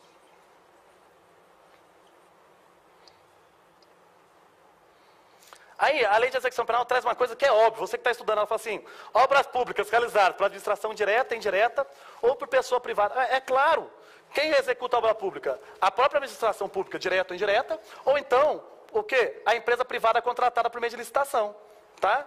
A empresa contratada por meio de licitação. Só lembrando, em obras públicas, dentro do limite o quê? De 10%. 10% dos trabalhadores. Se existem 100 trabalhadores lá empregados, né, na obra pública, 10 deles podem ser pessoas o quê? Presas em regime fechado. Lembrando que a Lei de Execução Penal, ela exige, né, que sejam tomadas cautelas para evitar o quê? A fuga. Ou seja, quando exige que sejam tomadas cautelas para evitar a fuga, eu vejo que há necessidade aqui de monitoração, tá? Eu não digo monitoração eletrônica, tá? Porque a monitoração eletrônica, nos termos da LEP, ela só é conferida a quem? Ao preso no regime semiaberto, no caso de saída temporária, e ao preso por prisão o quê? Domiciliar. Presta atenção. Para a LEP, professor, mas eu conheço outros casos aí de monitoramento eletrônico. Dane-se, esses outros casos. Eu também conheço uma porrada de outros casos. Mas não é pertinente para nós. Na Lei de Execução Penal, quanto vai ter monitoração eletrônica? Quanto vai ter essa, né, tornozeleira eletrônica aí que a gente conhece? Preso no regime semiaberto, durante o período de saída temporária, tá certo? Para fiscalizar a saída temporária, ou o preso que estiver em quê? Em prisão domiciliar. Aí vocês já devem saber, né, os requisitos, tanto para a temporária, para a saída temporária, quanto para a prisão domiciliar. Mas eu venho daqui a pouco e trato eles com vocês, tá? Então, até 10% dos trabalhadores, né, vão trabalhar. Só lembrando, gente, tá? Que no caso de empresa privada,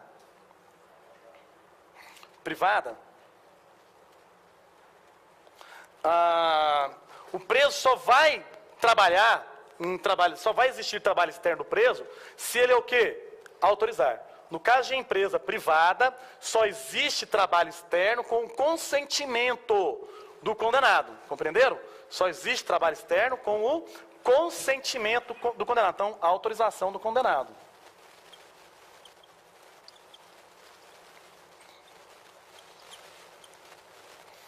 A autorização do condenado. Tá, continuando aqui. 10h30 eu dou um intervalo para vocês. Eu comecei pontualmente às 9, então 10h30 eu dou um intervalo, tá certo? Para vocês poderem tomar um café e usar o banheiro, daqui a 14 minutos. Outra questão. Quando que vai existir revogação, né, do trabalho externo? Por quê? Olha, na verdade a lei de execução penal traz as exigências. Primeiro, tem que ter autorização da direção do estabelecimento.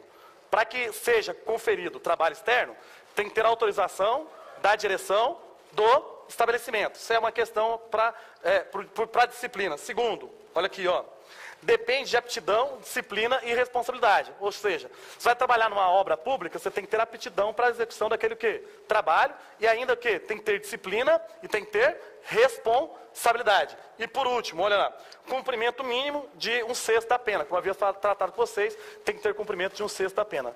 Só voltando, olha, quando que vai revogar? Quando que vai revogar, tá, a autorização de trabalho externo? Praticar fato definido como crime, não precisa condenação, tá?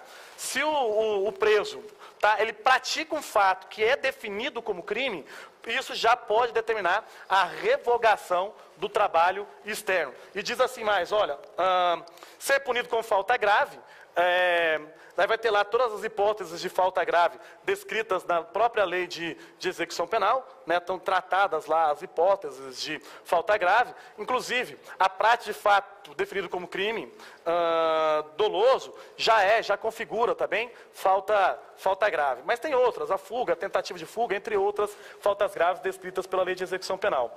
E também, se, claro, lá, tiver comportamento contrário à disciplina e à responsabilidade. O preso está lá, realizando trabalho externo, mas ele tem, durante a execução do trabalho, um comportamento contrário à disciplina e responsabilidade, que inclusive é um dos requisitos para a concessão do benefício. Isso pode determinar o quê? A revogação do benefício de trabalhos externos. Tá, vamos lá. O que eu preciso trabalhar com vocês agora? Tranquilo quanto ao trabalho do preso, gente? Tá light? Beleza? Vocês estão vendo que eu estou tentando ser ágil, não estou me apegando muito a pequenos detalhes da lei, porque eu quero fazer uma revisão geral do conteúdo da lei, né? Nós já chegamos aqui quase na metade dos 100 artigos que eu disse que são os mais importantes para vocês, tá? Outro fator agora, o que eu preciso trabalhar com vocês? São os deveres e são o quê? Os direitos do condenado. Só que deixa eu dizer uma coisa. Aí é o tipo de assunto que depende muito de memorização. Mas eu sempre penso que você, que já chegou nessa condição de prova, tem já essa capacidade de avaliar o que é um direito e o que é um dever. Você vai avaliar, pô, isso é dever, isso é direito da pessoa. E assim, eu preciso mesmo trazer aqui 3 direitos que são muito importantes. São 3 direitos que, na minha opinião, são os mais relevantes. Por quê? Porque são direitos que podem ser suspensos diante do cometimento de falta grave. Compreenderam? Porque alguns direitos são intocáveis. O cara tem direito, mesmo ele sendo um zetel lá no presídio. Mesmo ele praticando os atos de indisciplina que for, ele vai ter esses direitos sempre preservados. Certo? Por exemplo, eu vou retirar da pessoa o direito de assistência material, saúde, jurídica, educacional, social e religiosa. Pô, gente, calma aí. Né? Até que a educacional ainda possa até verificar, no caso, dele não estar ali contribuindo com a disciplina. Mas assistência à saúde, como que eu vou retirar a assistência à saúde do condenado? Ah, não, mas ele é desculpa a palavra, ele é o capeta dentro do sistema prisional. Né? Ele é o rei da bagunça lá, ele que mais pratica atos de indisciplina. Mas 3 direitos podem ser restritos. Quais são eles? Olha aqui, ó.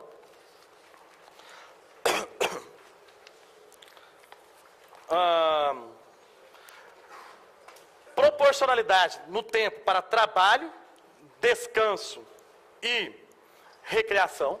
Tá? Esse direito ele é muito importante, é a distribuição proporcional do tempo de trabalho, descanso e de recreação. Por quê? Porque as atividades recreativas podem ser suspensas.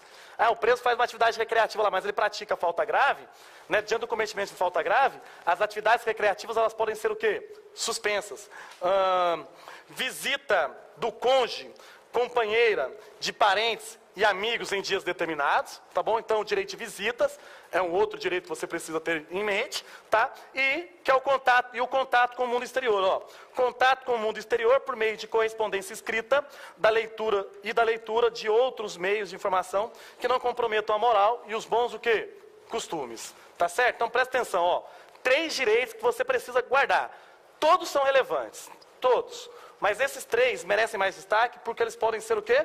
Suspensos, tá bem? Quais são eles? Voltando. Pode falar, proporcionalidade, né? Na distribuição do tempo para trabalho, descanso e recreação. Tá? Direito de visita do cônjuge, companheira, né? Você viu como que a lei de execução penal é foda? Cônjuge e companheira, né? Porque já conhece a realidade dos presídios brasileiros, né? Em que mais de 90% das pessoas são do sexo masculino. Eu não vi, eu pensei que tivesse no curso de vocês.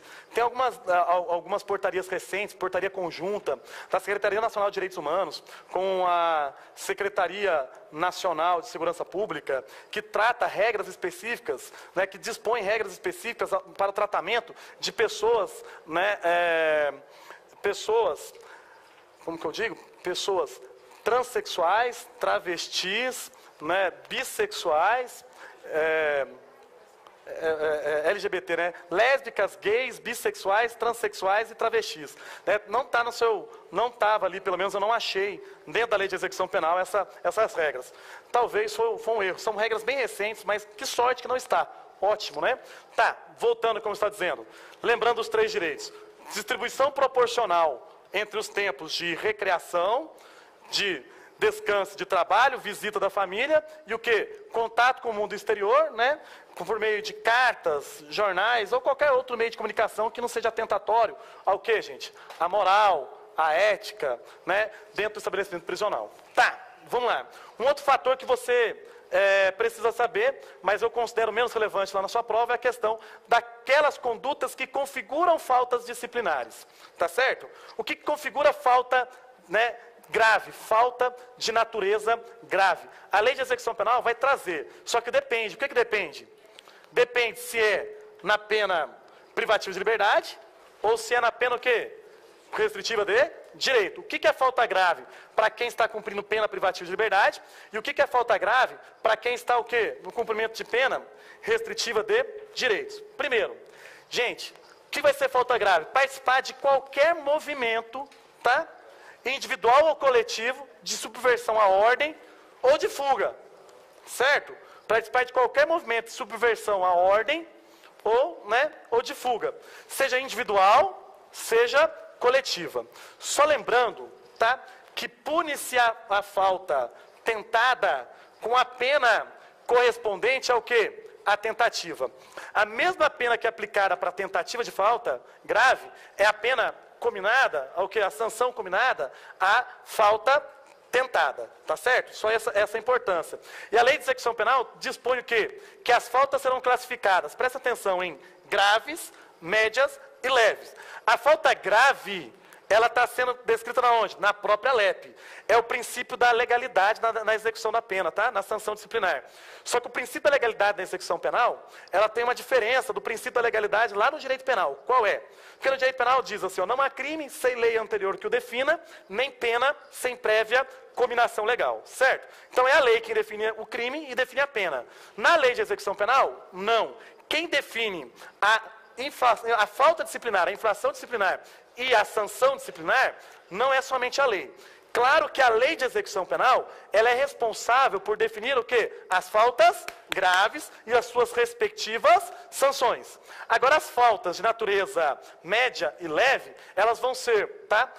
Vão estar previstas na lei ou em atos normativos. Então, pode existir previsão de falta média e leve em atos o quê? Normativos, regulamentos, portarias, decretos, resoluções, assim por diante. Mas a falta grave não. A falta grave ela está prevista somente na onde? Na lei de execução penal. Então, por mais que alguém diga, o preso tem o direito de fugir, isso é uma mentira. Preso não tem direito de fugir. Porque se tivesse, não seria falta grave. Concorda comigo? Se é falta grave, ele não tem o direito. Só não é crime, em regra, a fuga da pessoa presa. Por que eu digo em regra? Porque se ele fugir com emprego de violência contra a pessoa ou arrombamento do ambiente, pode passar tranquilo, não pega não. Ela está alta. A gente colocou um caixotinho lá para ficar acima a câmera, não pega ninguém. Então, voltando. O preso não tem esse direito de fugir. Por mais que algumas pessoas tentem dizer, o preso tem direito. Não há direito de fugir, portanto que configura falta disciplinar de natureza grave. Continuando. O que mais é falta grave? Possuir instrumentos que são capazes de ofender a integridade física. Então, olha, subverter a ordem, fugir, possuir instrumentos que são capazes de, o quê? Ofender a integridade física. É claro, gente, que é possuir indevidamente. Por que é possuir indevidamente? O preso que está, por exemplo, trabalhando dentro da área de alimentação do presídio, ele vai possuir uma faca. Ele não vai cortar os alimentos com a faca, mas essa posse não é o quê? Indevida. É uma posse autorizada e fiscalizada pelo sistema de execução penal, tá? Continuando, olha, também configura falta grave. Cumprir no regime aberto as condições impostas. Ou seja, para a concessão do regime aberto, algumas condições são impostas ao condenado. Se ele descumprir qualquer uma dessas condições, ele comete o quê? Falta grave. É importante colocar na mente. Isso é um fator que eu vejo importante. Por quê? Descumprir no regime aberto as condições impostas é falta grave aplicada ao preso em privação de liberdade. É porque às vezes a gente esquece que o regime aberto, o indivíduo continua preso. Ele está preso. O regime aberto é uma modalidade de prisão. Só que não é privação total da liberdade, é a sua restrição parcial. Compreendem? Ele não está totalmente privado da liberdade, tanto que ele está no regime aberto. Continuando, olha só, vai configurar falta grave. Ter em sua posse aparelho telefônico, de rádio ou similar, não só aparelho, como qualquer um dos elementos, tá? Desse aparelho, não vou entrar aqui na jurisprudência também, mas tem uma jurisprudência bem interessante sobre esse assunto, mas possuir, simplesmente o fato de possuir aparelhos telefônicos, de rádio ou similar, já configura falta grave. Aí você leu a lei de execução penal todinha, o artigo que trata da falta grave. Só que tem uma falta grave que não está descrito justamente na parte que trata das faltas graves. Mas está descrito lá no artigo 52, quando a lei de execução penal, ela trata do regime disciplinar diferenciado. O que é o regime disciplinar diferenciado? O RDD, vocês, claro, eu acho que é um outro fator importante na sua prova. O RDD, eu imagino que vai ter alguma coisa ali sobre ele na sua prova, é uma expectativa grande também que esteja assunto sobre o regime disciplinar diferenciado. Mas quando a lei de execução penal, lá no artigo 52, é 52 mesmo? Tá certo? É, o 52? Ela trata do regime disciplinar diferenciado, ela diz assim, ó, a prática de fato definido como crime doloso constitui falta grave. Então não está no artigo que trata das faltas graves, mas diz, olha, a prática de fato definido como crime doloso constitui falta grave. E quando subverter a ordem e a disciplina, sujeita o preso, condenado ou provisório, ao regime disciplinar diferenciado. Compreenderam? Então, qual que é a outra falta grave? Cometer fato definido como crime doloso. Cometer fato definido como crime doloso. Por favor, não precisa ser condenado. Tá bem? Não precisa ser condenado. A mera prática de fato definido como crime doloso também configura falta grave. Agora vem cá, para vocês poderem ir para o intervalo, eu trabalhar esse ponto aqui que é relevante por demais na sua prova. São as sanções disciplinares. Vamos trabalhar aqui as sanções disciplinares.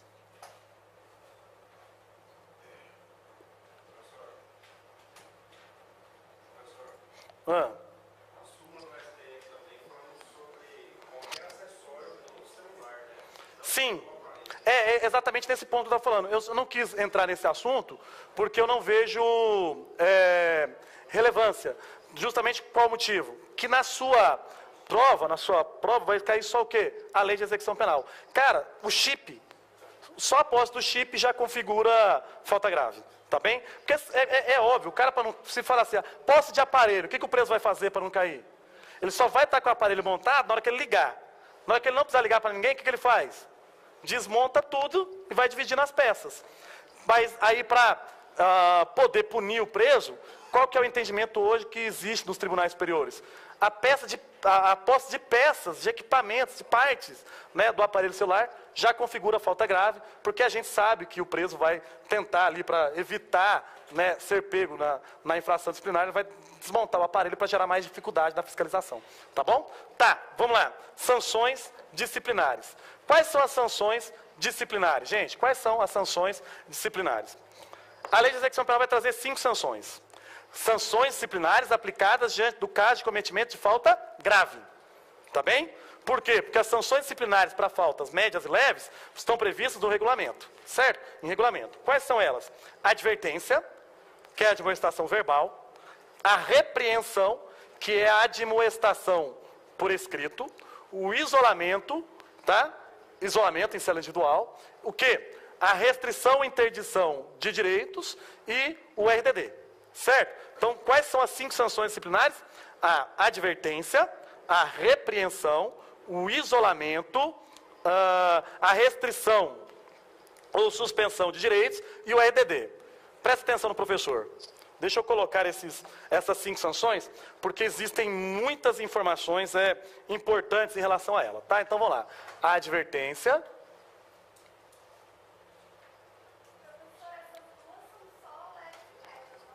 Hã?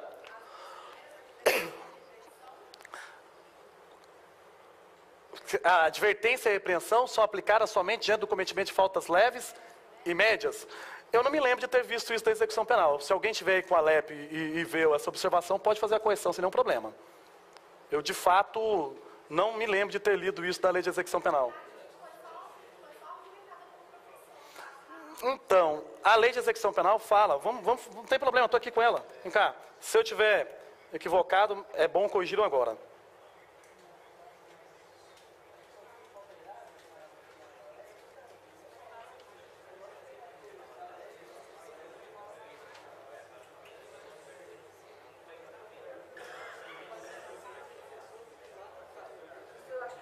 Perfeito, parágrafo único do artigo 57, tá?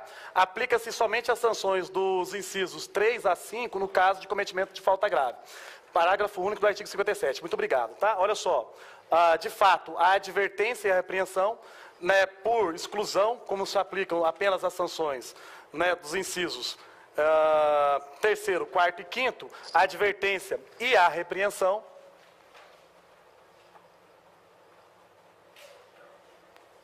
tá? A advertência e a repreensão são aplicadas no caso de cometimento de falta o quê?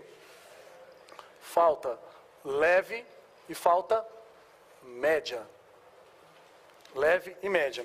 É por exclusão, né? Como a lei de execução penal diz que aplica-se, então, as sanções de isolamento, restrição e interdição de direito e RDD para as faltas graves, por exclusão, as sanções de advertência e repreensão são aplicadas no caso de cometimento de faltas o quê? Leves e médias. Então, vamos lá, vamos voltar.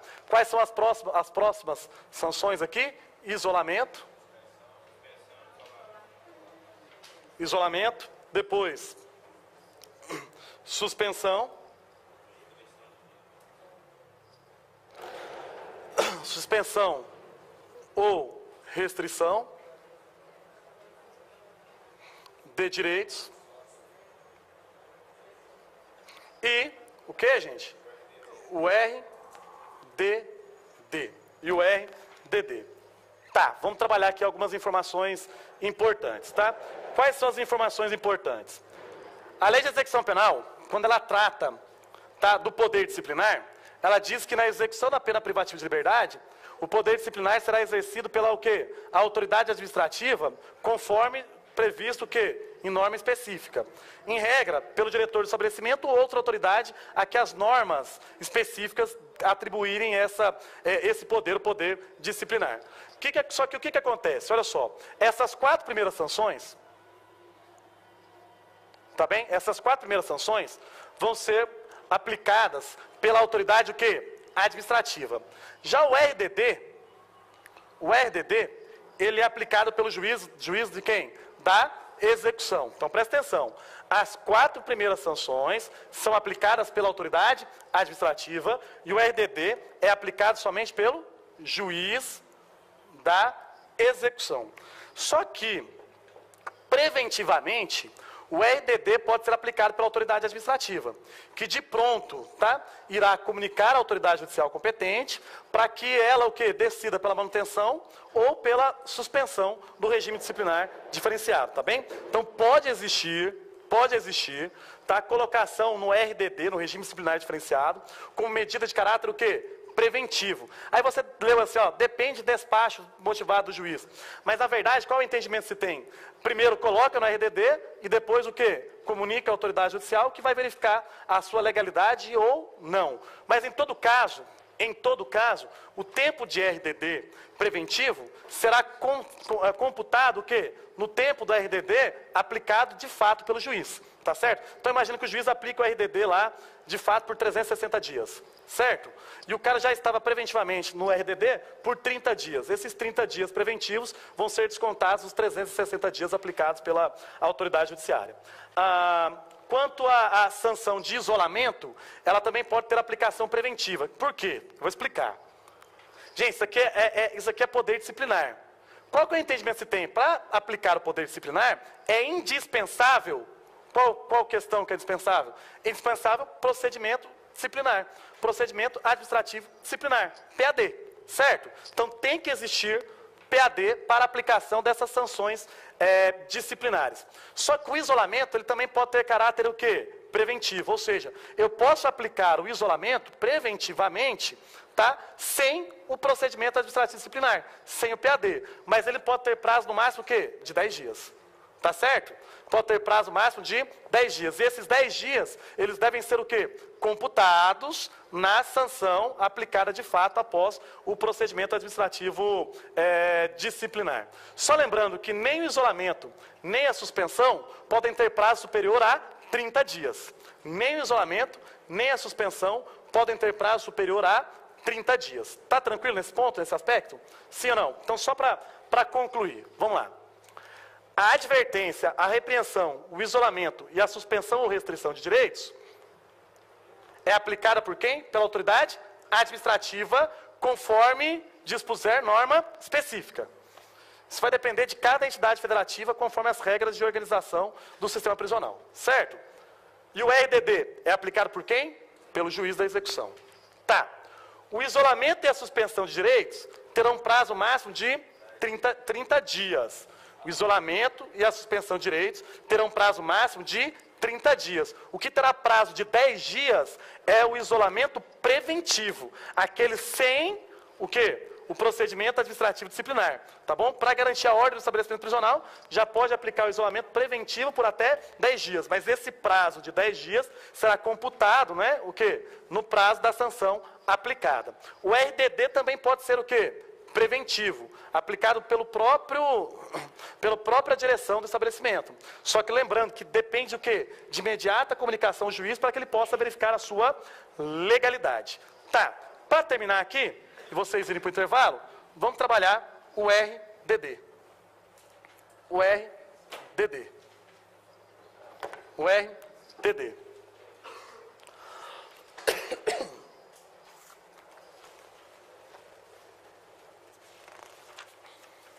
Já dei uma adiantada boa aqui no material com vocês.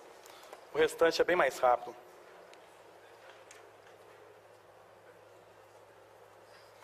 Tá.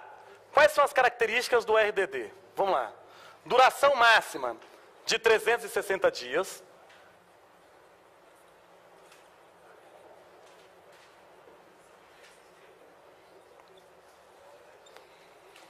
Para vocês é até desnecessário falar que não é um ano.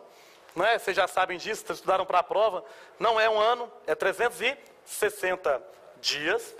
Podendo o quê? Ter sucessiva prorrogação, mas até o prazo máximo que de 1/6 da pena aplicada. O máximo que de 1/6 da pena aplicada.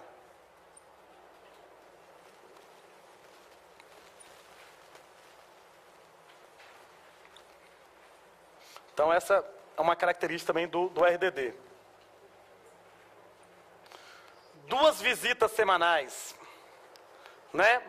Não contados o quê? As crianças. Dá uma divergência louca isso. Se não conta é porque não pode, ou se não conta é porque pode. Tem divergência na jurisprudência a respeito disso, tá? 2 visitas semanais. Com duração o quê, gente? Duração de quê? 2 horas. É a mesma coisa que o período quê? De banho de sol. Né? Então, 2 visitas semanais com duração de 2 horas. E também o quê? Banho de sol diário de 2 horas.